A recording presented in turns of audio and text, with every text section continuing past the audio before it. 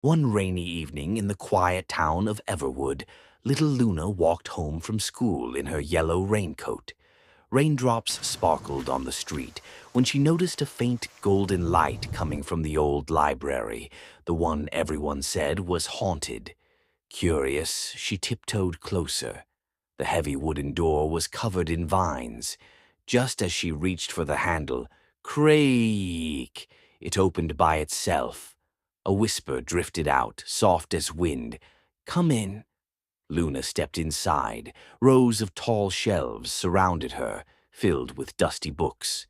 The air smelled of old paper and rain. Then she saw it, a red book glowing faintly on a table.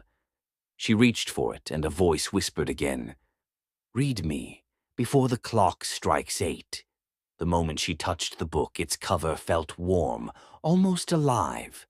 The pages fluttered open, and glowing letters floated into the air like fireflies.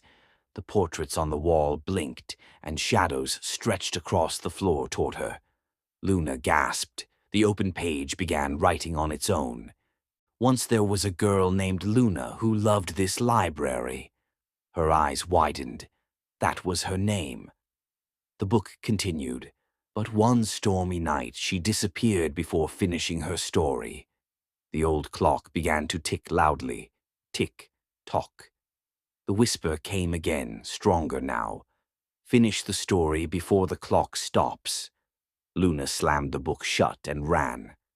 The door resisted, then burst open, and she stumbled into the rain. Behind her, the library went dark and silent.